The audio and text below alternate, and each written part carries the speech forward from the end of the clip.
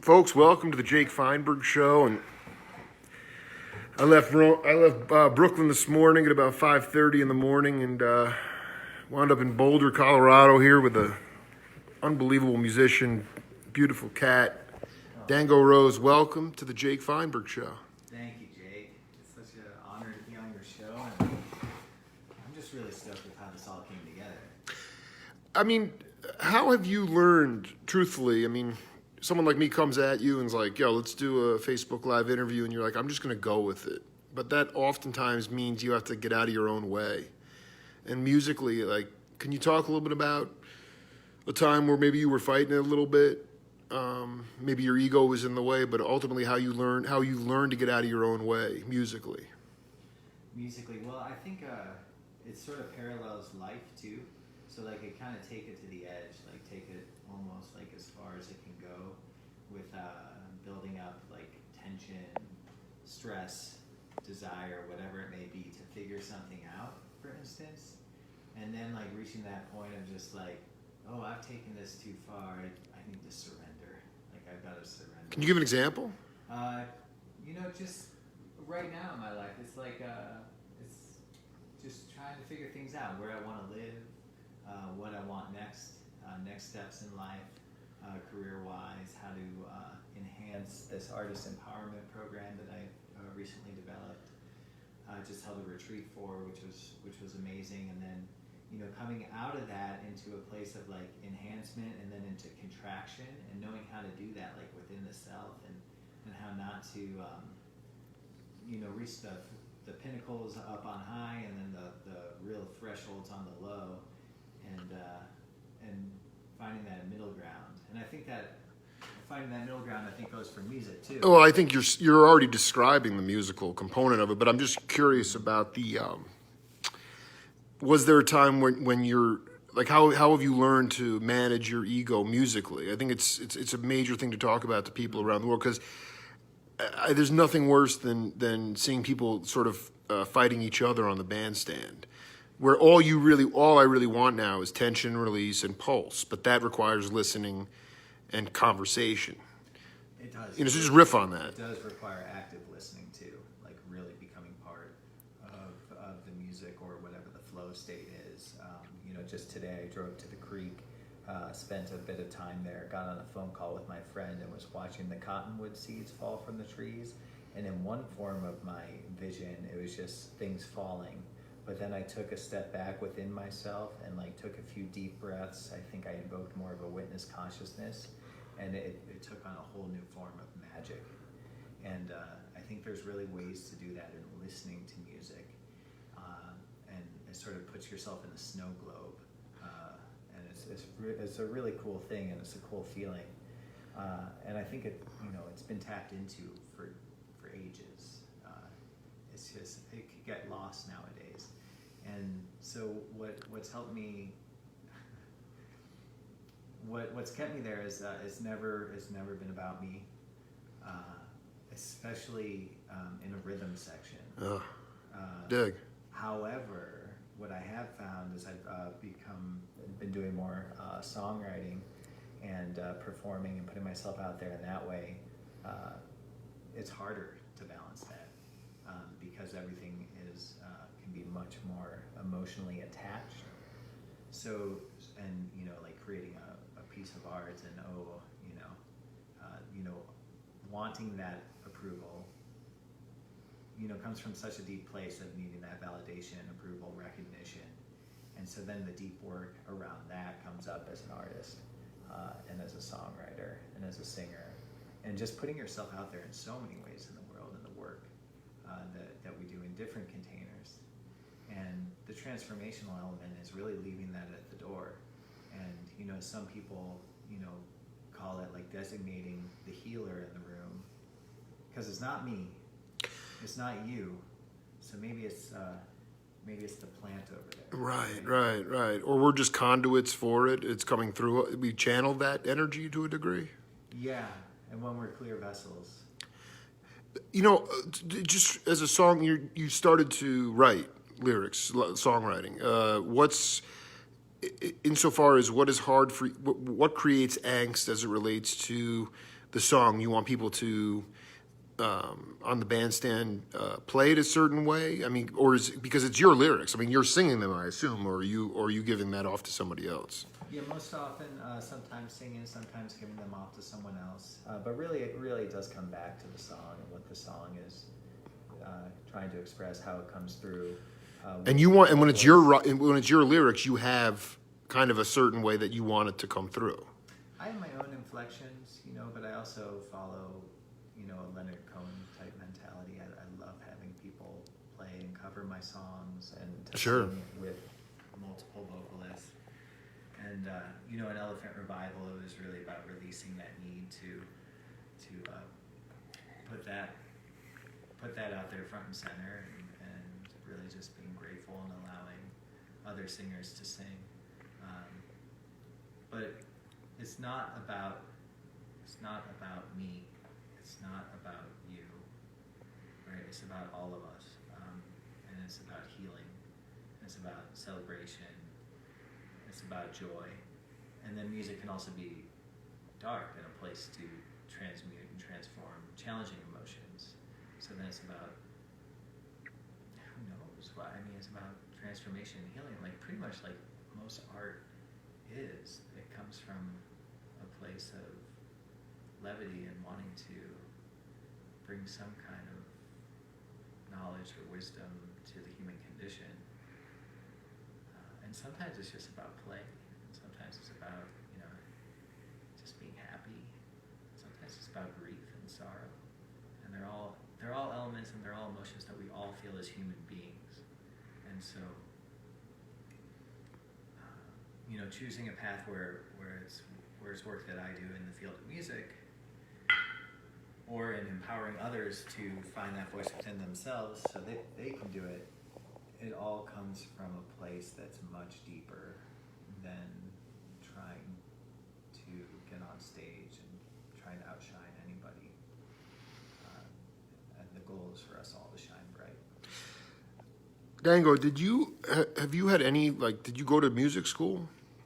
I was in and out of a couple different music programs, but never went all the way through. Never. Berkeley or those kinds of none of those not in the academy basically. So I really cut my teeth just traveling around the country and. You talk about the road because for you as somebody who's deeply embedded in holding space and like you've already mentioned it a couple times, it's not about you, but the road can really eat you alive. In some ways, as a touring. And so can you talk about your experiences on the road and ultimately where your ears grew the most, if it was on the road, in fact? Yeah, the road can often be glorified, the experience on the road. It's really challenging. Lack of sleep, long drives, being away from loved ones, your job is to perform. With those elements too, the lack of sleep, the long drives, lack of exercise, lack of movement, you're put in this sort of cycle where you have to cope, and then we're not taught how to cope. Right. That's very true. The easiest thing is to have a drink, and maybe that turns into 2 or 3, or to have a line. That was never my thing, but I have so much compassion because it could just spiral upon itself. And there's so much downtime before the conversation. You get a couple hours to have a conversation on stage and raise the collective consciousness of the audience, but that's it. They're not coming back with you, generally speaking, after the show, to the hotel room. Right, you're packing it up. Either getting on the bus and going, sleeping on the highway while it's going down the road, or, going back to the room and trying to just make it work. So I developed practices. Let's break those down. Yeah. I chose to stop drinking. I was never a heavy drinker, but I chose not to drink anymore. I chose to keep any kind of smoking of cannabis at a very minimum. And, I guess my drug of choice became caffeine, honestly. which isn't so bad in comparison, right? I just saw a Trey Anastasio article where he says the same thing now. Well, I mean, yeah, he was looked after, man. Yeah, I agree, but is it the idea of that, wanting to be as clear as possible? Absolutely, be as clear. Because you're not numb yourself out. Because the job I was doing also was to be a conduit, or to hold a pillar. I love it. Of bass playing, so I considered it like a pillar. And the instrument I played on stage, I still play, but we're not touring right now, so it's not like this is the past and gone. But it was kind of a stick electric bass. I don't have it here, and so I just pictured a white beam of light, coming from the sky, coming through the crown of my head, through the bass, like a lightning bolt conduit, and about 30 feet into the earth, and that's how I would take the stage. And I think there's something to that. I don't think you can put words to it, but my belief that I still believe is that it made a difference. It helped lay the groundwork foundation, for what we were doing at a very pure, primal, rhythmic, healing level. But okay, so getting off alcohol and lack of cutting down on cannabis and whatnot. But I mean the coping strategies when you're on the road in a meditative, in a yogic sense. Can you talk about those practices? Yeah. So every morning I would wake up and find the local yoga studio. Wow. And this was incredible. I mean, like in Arkansas and Kentucky and places like, or everywhere. Hundreds of yoga studios. And I dig, man. What a gift. Yeah. So that was awesome. But in order to do that, I had to make sure that I was sleeping well enough to get up.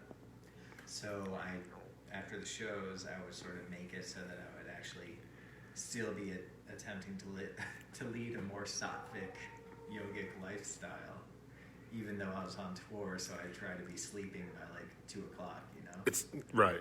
And so that I could wake up by 8:30 and find the local yoga studio. And sometimes that worked, sometimes it didn't. But it was that, and then after that, I would find the healthiest place in town to try to get a juice or a smoothie. Well, let me ask you: was the yoga like was it sedentary or was there movement involved with the yoga? Yeah, always movement. Dig. Moving the body Yeah. is so important. Let the body dance. Let the body dance, and then I would incorporate meditation, either before it would start or after. And keeping up with those practices was huge. When I'd walk, I'd have kind of mantras I would say to myself. And lots of times I was walking around cities for 2-3 miles at a time, and exploring, doing pretty much just straight gratitude mantras, like I am grateful. Sometimes just so simple as I am grateful. And even when I'm not, there's something about saying it hundreds of times that it just changes the frequencies in the mind. I'm sure there's some science behind it, positive reinforcement. It's so funny, coming from growing up in the 90s, or just remembering all the Saturday Night Live episodes of Stuart Smalley. Yeah, absolutely. And positive affirmations. And how they made such great jokes about it, but yeah. But yeah, it does. I mean, is it hard? Is it hard collectively, like in a group setting, when you're trying to eat healthy, you're trying to get into a state of evenness, and yet there's other people that are succumbing to. I mean, does it affect the conversation on the bandstand when they're and there's nothing like you're not somebody who's going to try to like. You're going to go with the flow. You're not going to control anything. You're not going to. It's not going to matter anyway. You're not going to change that person. But it does affect. I mean, it does affect the morale. Yeah, and I'm very fortunate. Elephant Revival is a very, very healthy band. It's a healthy band. I did. Oh, it's great, man. You want to give a shout out to who's in that band, by the way? Yeah. So Bonnie Payne, Daniel Rodriguez, Sage Cook was a member. Charlie Rose, Darren Garvey, of course, Bridget Law. Can you talk a little bit about the? I mean, I hate genres of music. Is it impossible to label? I mean, how would you describe the music? At one point, we were coined as transcendental folk. So it's sort of It's kind of psychedelicized folk. Psychedelicized folk. Yeah, it's music. Mary Prankster folk music. Yeah, I dig. We fit into the jam grass world at times. Yeah. And we went into many different different avenues. We could go many different ways, and we've been on hiatus since May of 2018. And why is this? Just people have other commitments and things like that? Yeah, a core relationship severed in the group, and then, the natural time and space needed to heal. We got some sad emojis right now to hear that. I mean, first of all, people want you to play. Can you play some more bass, or you have anything inspired? What do you want to play? I mean, Dango Rose, man, multi-instrumentalist, total healer at this point. I'm a Jake Feinberg show. Yeah. So this feels a little sharp all the way through, but I'm not going to tune it.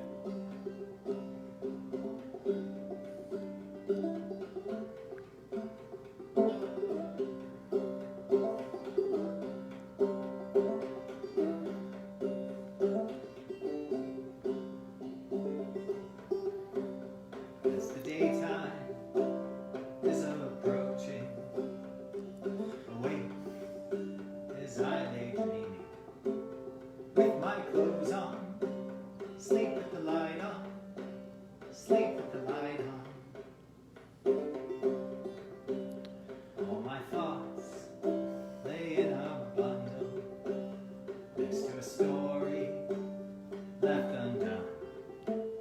Banjo tune, African drum, asleep with the light on, sleep with the light on.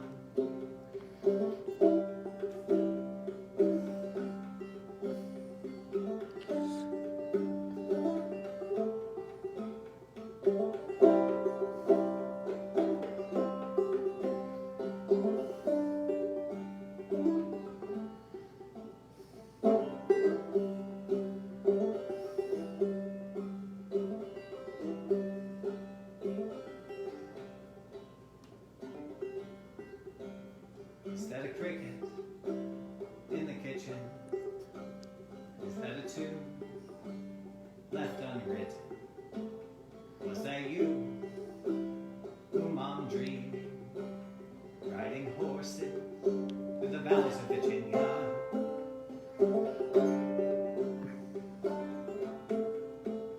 Back in the briar, soaked by the rain, sleep with the light on, sleep with the light on. You are gone now, my dear departed. Broken shades, broken heart. As I'm dreaming in the morning, distant fields, a distant yearning. Take me back to the river, back through the valley, on the highest mountain. Sleep with the light on.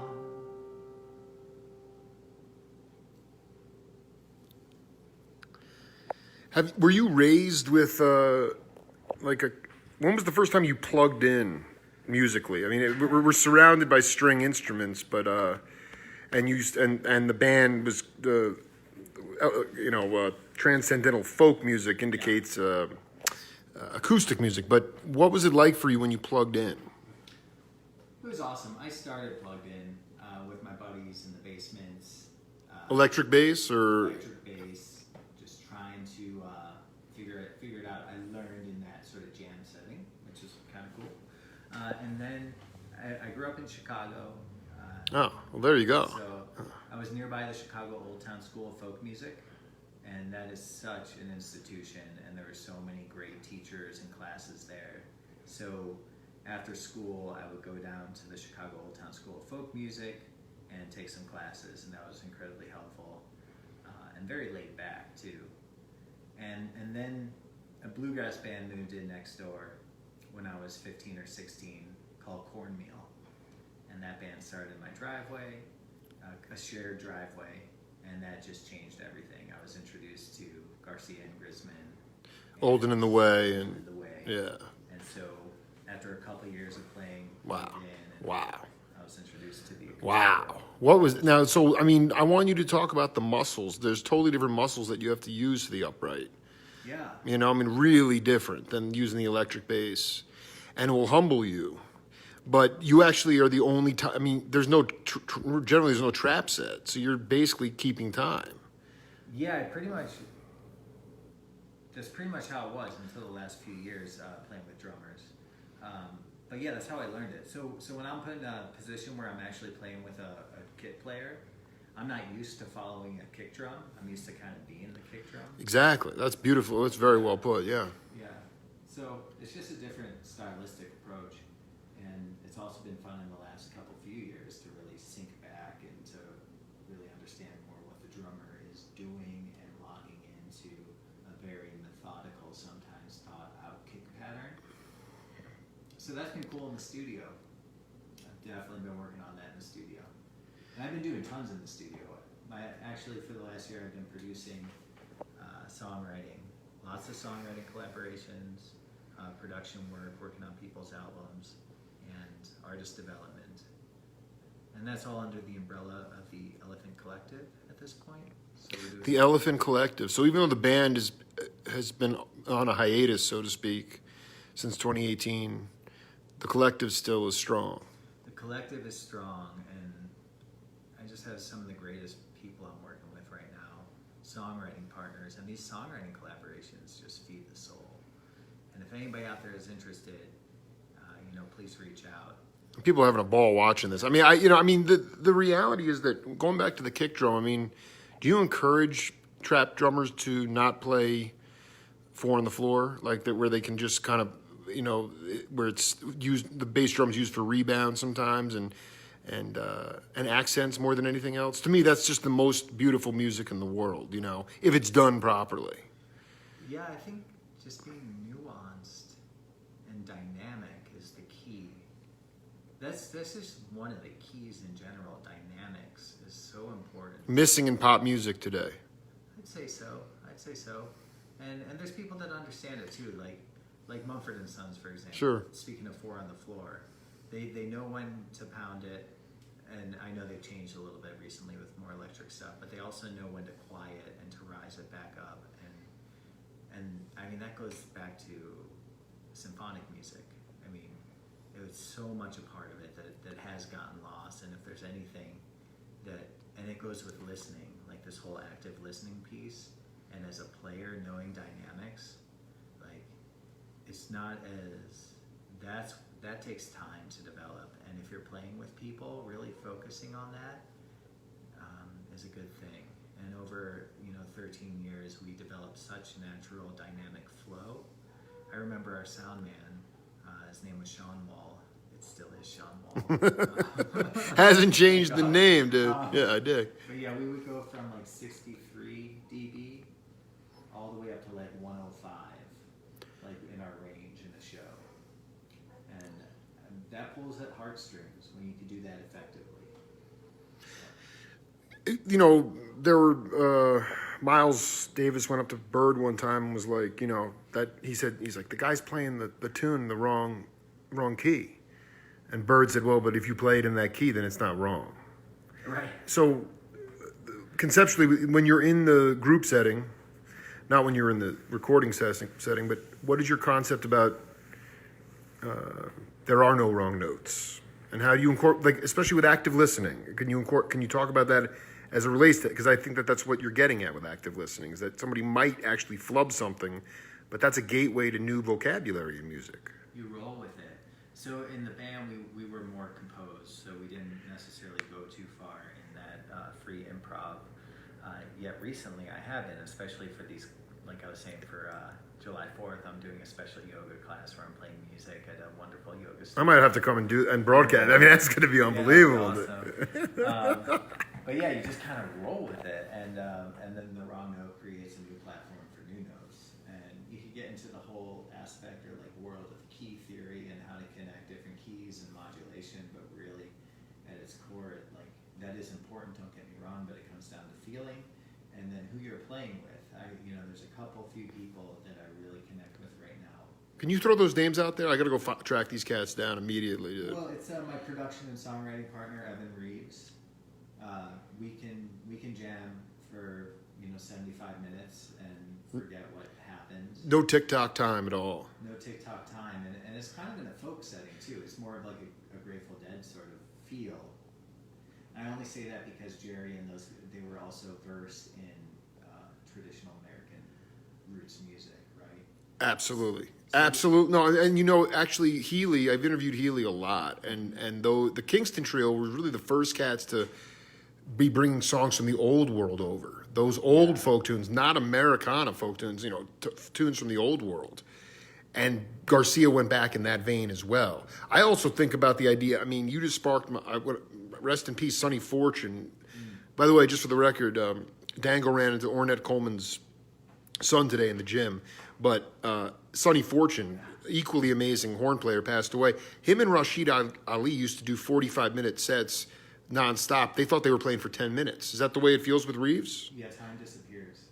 It just does. It disappears, and it's going from the sympathetic nervous system to the parasympathetic. Oh, there you go. System, Yeah. and it's healing.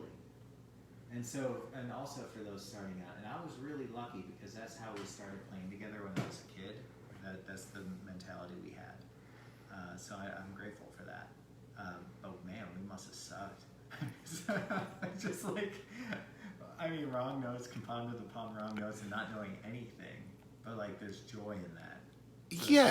So it's and then when you hit it, it feels so good. It may take a few minutes to hit a couple clunkers, but and then always have something recording too. Sometimes that takes away from it, but if you could just forget it, then you go back and hear ideas, and then that could go into composition. And so it is one of my favorite composition techniques too, is by just letting it be free, and then going back and listening and seeing if there's something to pull out to build upon compositionally. It's funny. I talked to guys, a good friend of mine, Dan Horn, tremendous bass player and producer out on the West Coast, and he, he's channeling like Chuck Rainey and Wilton Felder, and he doesn't listen to music. He doesn't have a lot of time but he doesn't know who those cats are. So when you first picked up the electric bass, were you getting off on bass players, or were you being influenced by other musicians, or were you just in your own head listening to what music that was going on in your head? Yeah, so I went to high school with one of the best bass players in Chicago. His name's Colin Scott. And so I was sort of sponging off of him.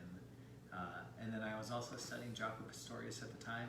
High school is when I was really into the jazz world too. But you weren't in the academy. What was the jazz band like? No, I was never doing anything formal. So I was just studying it. But then it became too heady for me, or something about it. It just wasn't fully resonant. And then I got more into James Jamerson and that kind of world of bass playing, and which is more pop oriented in Motown.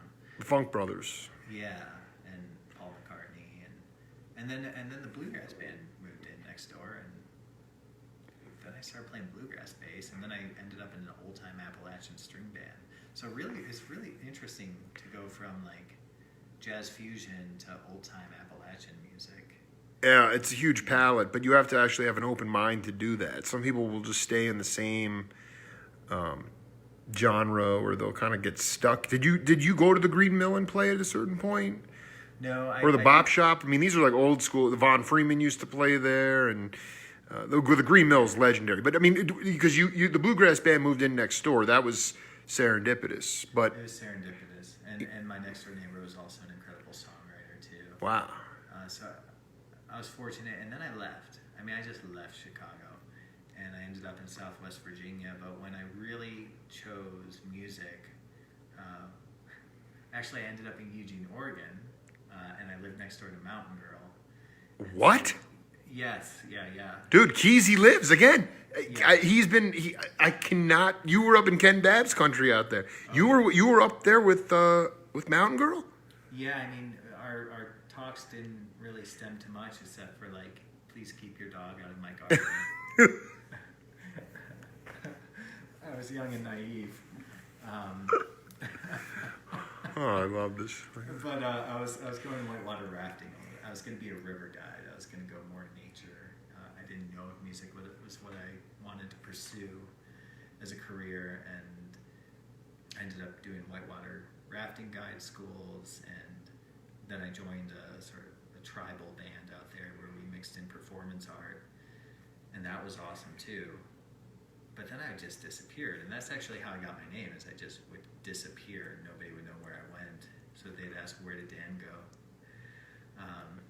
But then I went to New Orleans on one of those trips, and it was around Jazz Fest time, and I traveled with a drummer, a mini kit drummer, and we picked up a guitar player actually in Fort Collins, Colorado, and we went down as a little street trio, and we played on the streets of New Orleans for about 3 weeks.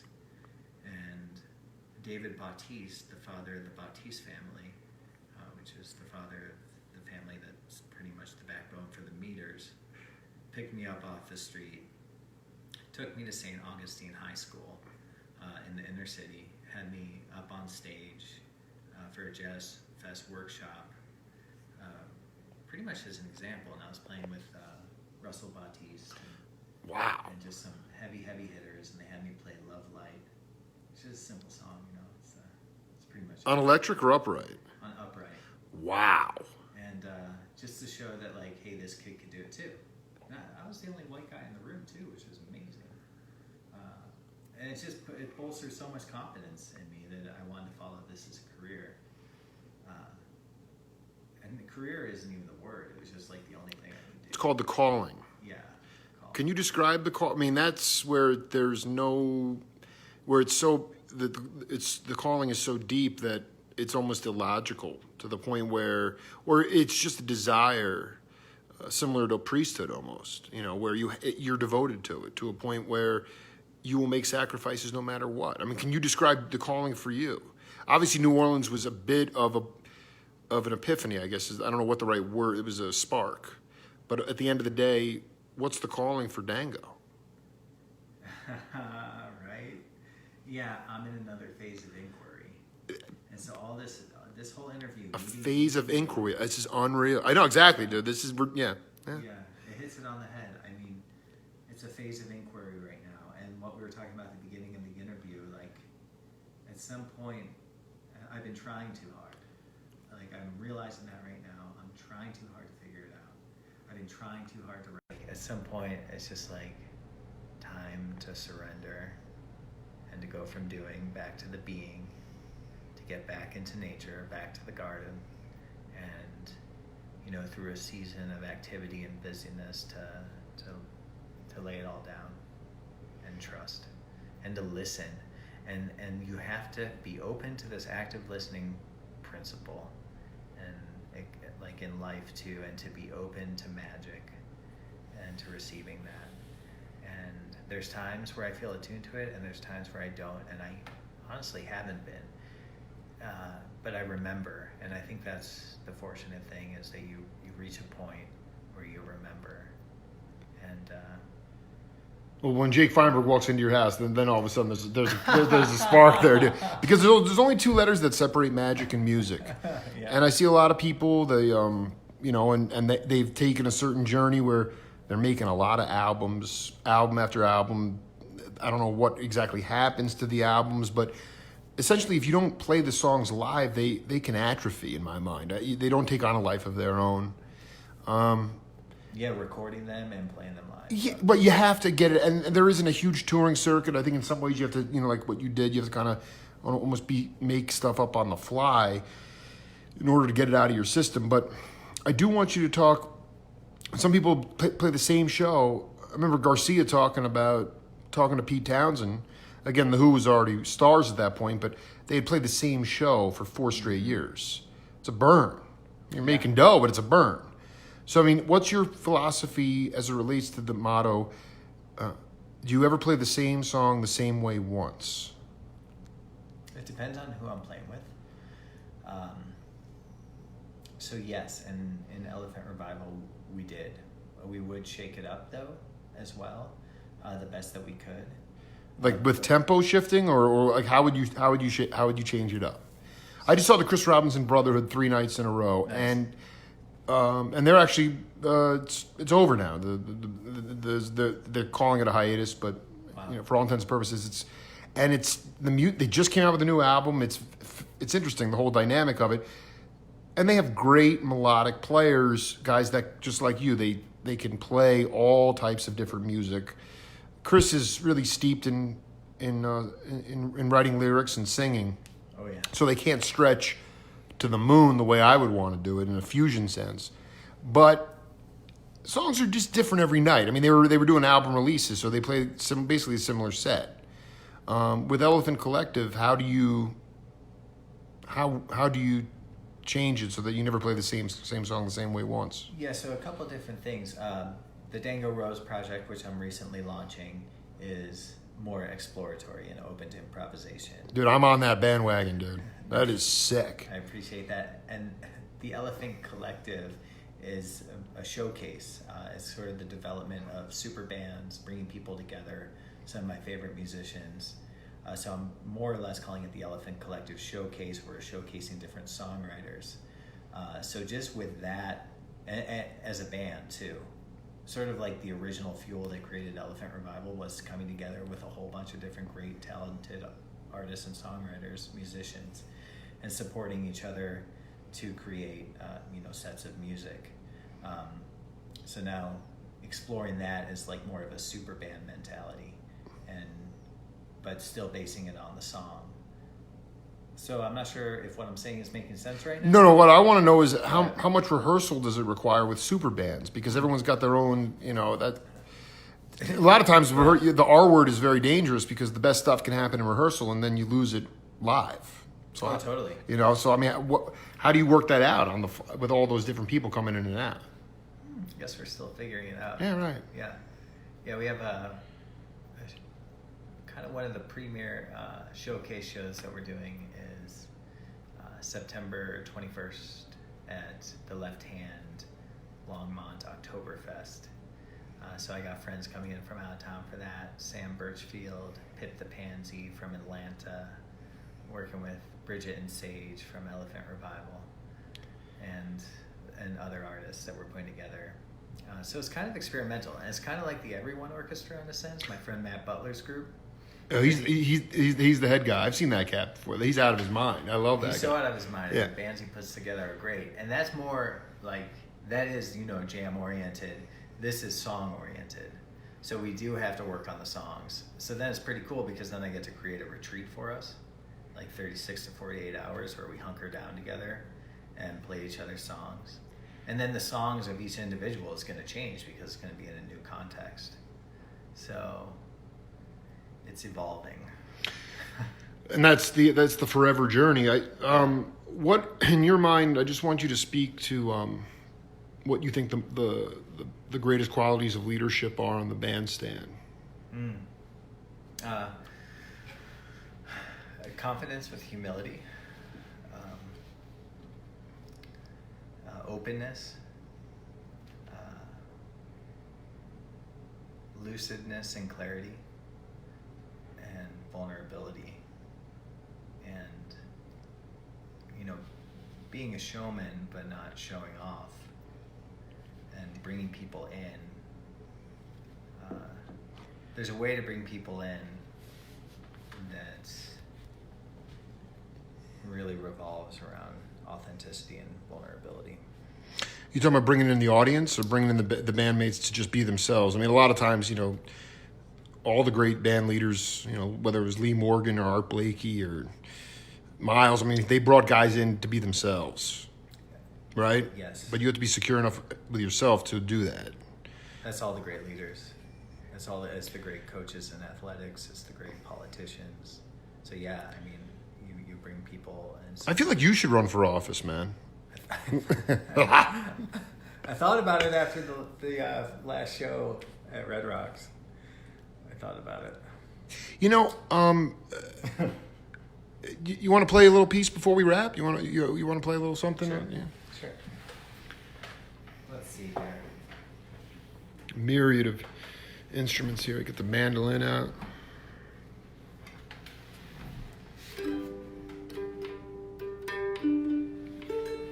All this happened so fast. I didn't really take an opportunity to get tuned. So Well, take your time. We'll do it quick. Yeah. You want to talk a little bit about like something that like the yoga? What do you got going on July 4th? What's that going to look For like? anybody in Boulder, July 4th, the morning of, at the Little Yoga Studio. That is in the McGuckin's Hardware Plaza. We're we're doing a show. What time is it at?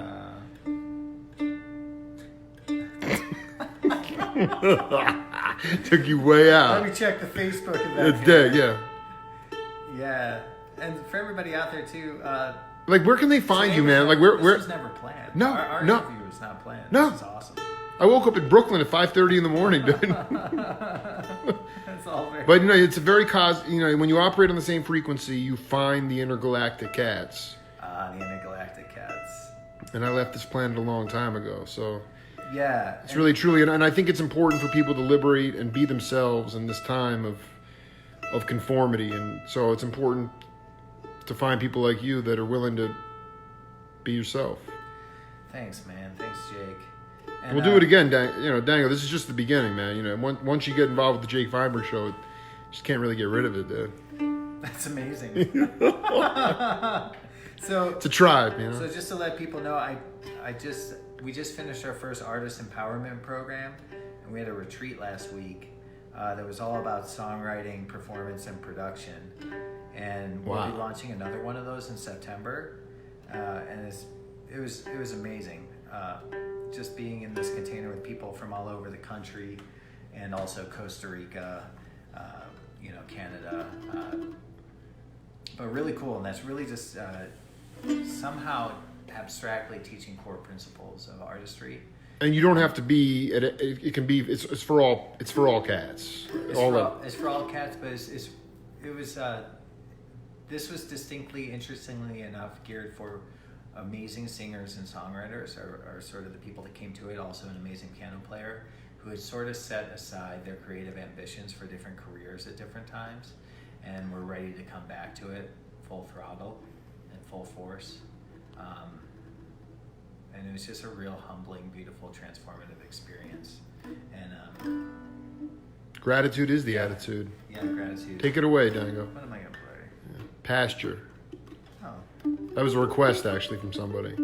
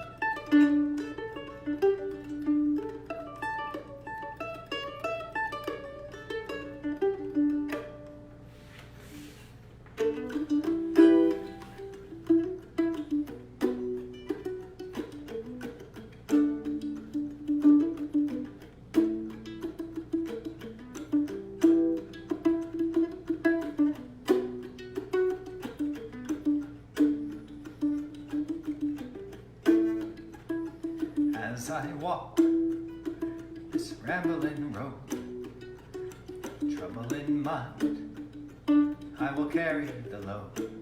The bonds we break for the truth and lies, turbulent seas, benevolent skies.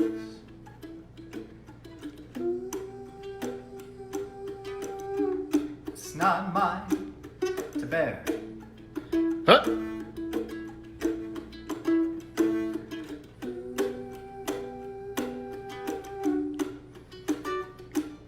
The ways we lose by running scared.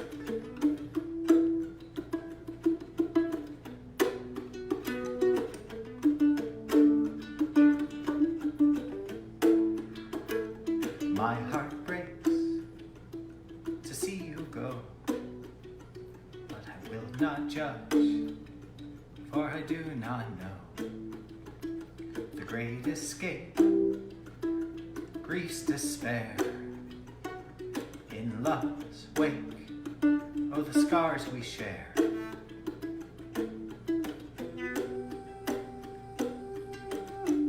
It's not mine to bear.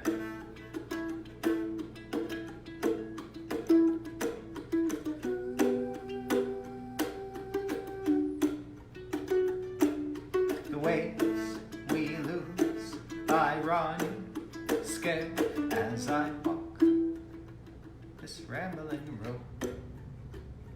Trouble in mind, I will carry the load.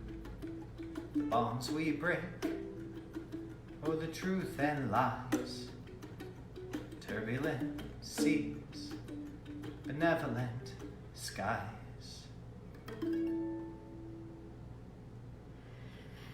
Dango Rose, man. Much love to you, brother. Thank Keep you, on Jake. keeping on, my man. Yeah, We'll to do it again everybody out soon. there. Peace and love. It's the Jake Feinberg Show. See you later.